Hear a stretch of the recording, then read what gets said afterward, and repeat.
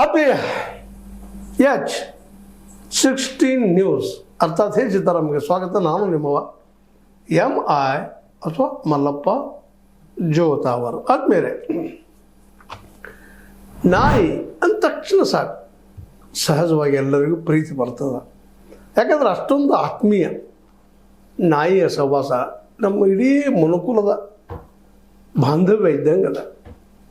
ಹೌದು, ನಾಯಿ ಸಾಕಬೇಕು, ನಾಯಿ ಪ್ರೀತಿಸಬೇಕು, ಬೆಳೆಸಬೇಕು, ಜೊತೆಗೆ ಅವು ಇದ್ದಷ್ಟು ನಾವು ಖುಷಿಯಾಗಿರ್ತೀವಿ ಅನ್ನೋಂಥ ಭಾವ ಎಲ್ಲರಲ್ಲೂ.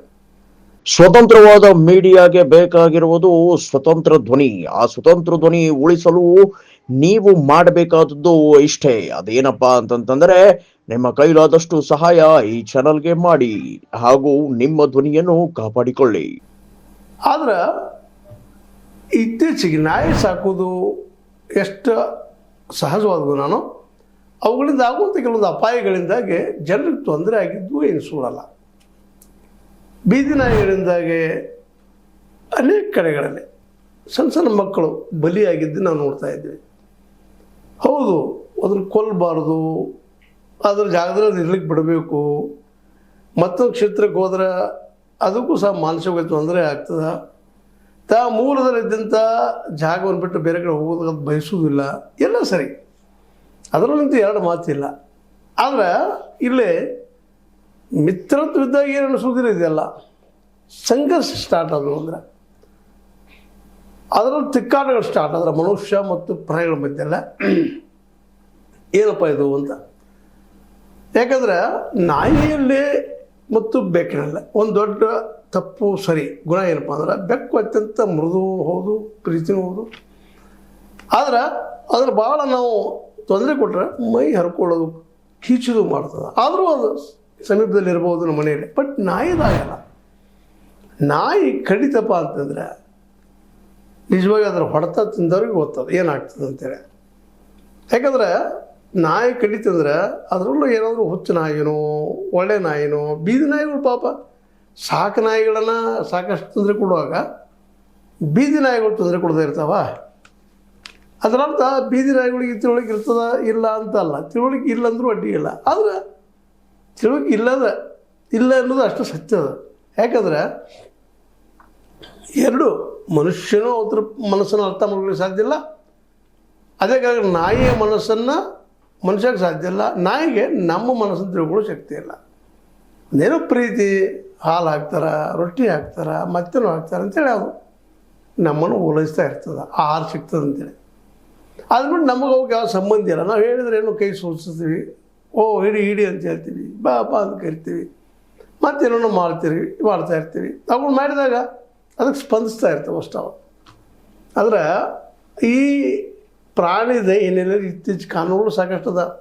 ಅದನ್ನು ಕೊಲ್ಲೋ ಆಗಿಲ್ಲ, ಹಿಡಿಯೋ ಆಗಿಲ್ಲ, ಮತ್ತೇನೋ ಮಾಡುವಾಗಿಲ್ಲ, ಬೇರೆ ಇಡೋ ಆಗಿಲ್ಲ ಅಂತೇಳಿ ಅದು ಇತ್ತೀಚೆಗೆ ಸುಪ್ರೀಂ ಕೋರ್ಟ್ ಇದೆಲ್ಲ ಅಭ್ಯಾಸ ಮಾಡಿ ಸುಪ್ರೀಂ ಕೋರ್ಟ್ ಡಿಸಿಷನ್ ಕೊಟ್ಟದ ಈ ನಾಯಿಗಳನ್ನು, ಬೀದಿ ನಾಯಿಗಳನ್ನು ಎಲ್ಲಾದರೂ ಹೋಗಿ ಬೇರೆ ಕಡೆ ಶಿಫ್ಟ್ ಮಾಡಿರಿ ಅಂತೇಳಿ.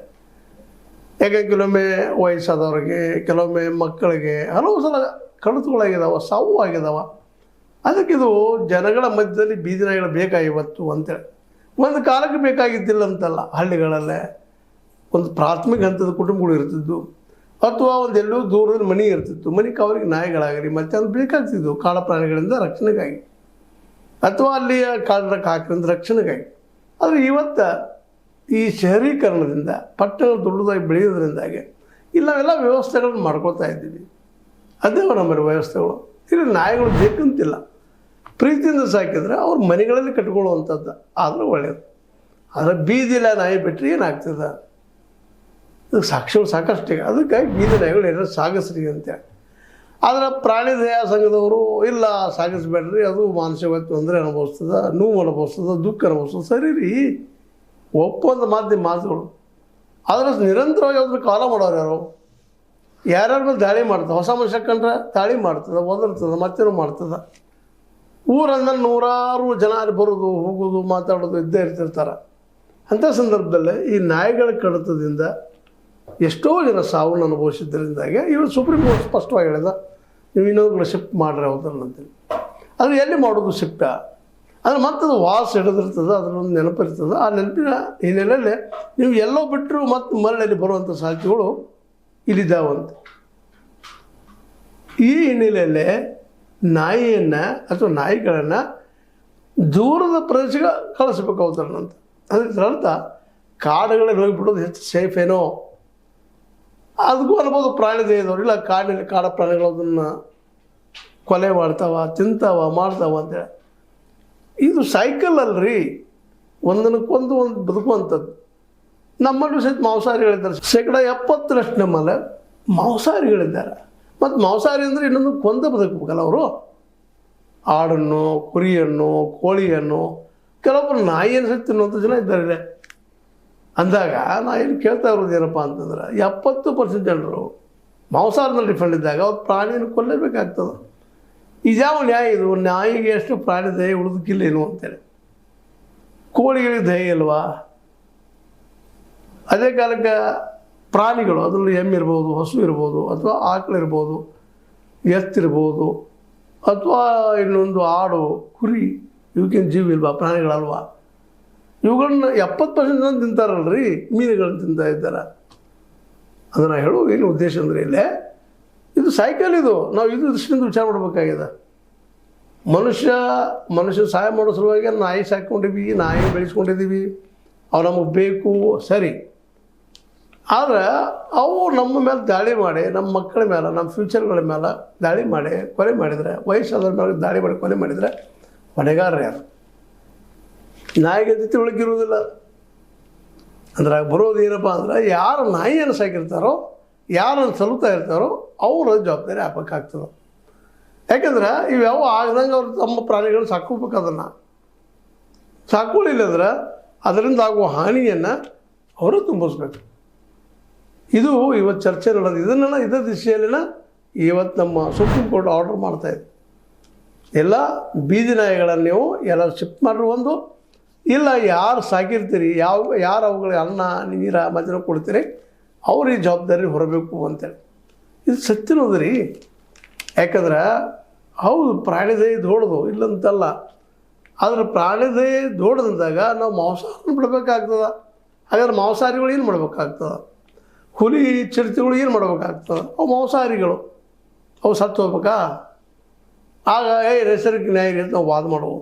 ವಾದ ಅಲ್ಲ, ಇಲ್ಲ ರಿಯಾಲಿಟಿ. ಅಂದರೆ ಅದಕ್ಕೆ ಸರಳ ಉತ್ತರ ಏನಪ್ಪ ಅಂತಂದ್ರೆ, ಒಂದು ವೇಳೆ ನಮಗೆ ಆ ನಾಯಿಗಳದ್ದು ಹಾನಿ ಆಗ್ತಾಯಿದ್ರೆ ಯಾಕೆ ಕಾಡಿನಲ್ಲಿ ಬಿಡಬಾರ್ದು?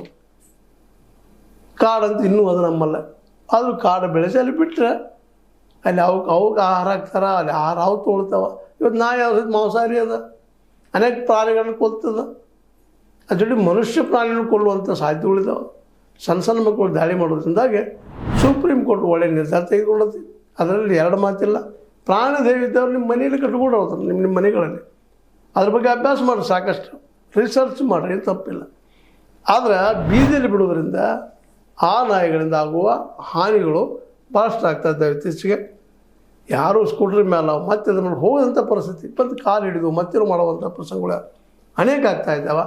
ಹೀಗಾಗಿ ನಾಯಿಗಳ ದಾಳಿಗಳಿಂದ ಮನುಷ್ಯನ ರಕ್ಷಿಸಬೇಕಾಗಿದ್ದರೆ, ಒಂದು ಸಾಕಿದವರು ತಮ್ಮಲ್ಲಿ ಇಡಬೇಕು ನಾಯಿಗಳನ್ನು, ಇಲ್ಲ ಯಾರಿಗೆ ಕಳೆದಿರ್ತದ ಆ ಜವಾಬ್ದಾರಿ ನಾವು ವಹಿಸ್ಕೋಬೇಕು. ಅದು ಯಾವುದೂ ಇಲ್ಲಂದರೆ ಅವುಗಳನ್ನ ಕಾಡಿಗೆ ಬಿಡೋದು ಯೋಗ್ಯ ಅಲ್ಲೇನೋ ವಿಚಾರ ಮಾಡಿರಿ ಎಲ್ಲರೂ. ಯಾಕಂದ್ರೆ ಮಾಂಸಾಹಾರ ನಾವು ಒಪ್ಕೊಂಡಿದ್ದು, ಮತ್ತು 70% ಜನ ಮಾಂಸಾಹಾರಿಗಳಿದ್ದಾರೆ. ಪ್ರಾಣಿಗಳಲ್ಲೂ ಮಾಂಸಾಹಾರಿ ಮತ್ತು ಸಸ್ಯಾಹಾರಿಗಳಿದ್ದಾರೆ. ಎಕ್ಸೆಪ್ಷನಾಗಿ ನಮ್ಮ ಆನೆ ಇರ್ಬೋದು ಪೂರ್ತಿಯಾಗಿ ಸಸ್ಯಾಹಾರಿಯಾಗಿ, ಎಕ್ಸೆಪ್ಷನ್ ಆಗಿ ನಮ್ಮ ಹುಲಿ ಸಿಂಹಗಳಾಗಿರ್ಬೋದು ಮಾಂಸಾಹಾರಿಗಳಾಗಿ. ಆದರೆ ಎರಡನ್ನೂ ತಿನ್ನುವಂತಹ ಜನನೂ ಇಲ್ಲಿದ್ದಾರೆ, ಪ್ರಾಣಿಗಳು ಇದ್ದಾವೆ. ಅದಕ್ಕಾಗಿ ಈ ಪ್ರಾಣಿ ದಯೆ ಸಂಘದವರು ಜನರ ಮೇಲೆ ದಯೆ ಮಾಡಿ ಆ ಪ್ರಾಣಿಗಳನ್ನ ಕಾಡಿಗಟ್ಟೋದ್ರಿಂದ ಹೆಚ್ಚು ಅನುಕೂಲ ಆದೀತು ಅನ್ನೋದು ಒಂದು ಸಮರ್ಪಕ ಉತ್ತರ ಅನ್ನಿಸ್ತದೆ. ನಿಮಗೇನು ಅನ್ನಿಸ್ತದೆ? ಆದರೆ ಆಲ್ರೆಡಿ ಸುಪ್ರೀಂ ಕೋರ್ಟ್ ಆರ್ಡರ್ ಮಾಡ್ಯದ, ಯಾರು ನಾಯಿ ಸಾಕ್ತಾರೋ ಅವರು ಅದರಿಂದಾಗುವ ಹಾನಿಗಳ ಜವಾಬ್ದಾರಿ ವಹಿಸ್ಕೋಬೇಕು. ಇಲ್ಲ ಅಂದ್ರೆ ಅದು ದೂರ ಎಲ್ಲಾದರೂ ಕಳಿಸ್ಬೇಕು ಅನ್ನುವಂಥದ್ದು. ಏನು ಅನ್ನಿಸ್ತದೆ ನಿಮಗಿದು? ಇವ್ರು ಹೇಳಿದ್ದು ಸರಿ ಅನ್ನಿಸ್ತದನ, ತಪ್ಪು ಅನ್ನಿಸ್ತದನ? ಪ್ರಾಣಿ ಪ್ರಿಯರ್ಸ್ ಉತ್ತರ ಕೊಡ್ರಿ ಇದಕ್ಕೆ, ಇಲ್ಲಂತಲ್ಲ. ಯಾಕೆಂತಂದ್ರೆ ಈ ಸಮಸ್ಯೆಗೆ ಒಂದು ಪರಿಹಾರ ಬೇಕಾಗಿದೆ ಅಂತ ಹೇಳ್ತಾ, ಇದು ನಿಮ್ಗೆ ಲೈಕ್ ಆಗಿರ್ಬೋದು, ಲೈಕ್ ಮಾಡಿ, ಶೇರ್ ಮಾಡಿ, ಕಾಮೆಂಟ್ ಮಾಡಿ, ಜೊತೆ ಸಬ್ಸ್ಕ್ರೈಬ್ ನಿಲ್ಲಿಸ್ಕೊಳ್ಳಿ. 16 ನ್ಯೂಸ್ ಅರ್ಥಾತ್ ಹೇ ಸಿದ್ದರಾಮಯ್ಯ ಸತ್ಯದ ಕೈಗಳಲ್ಲಿ ವಂದನೆಗಳು.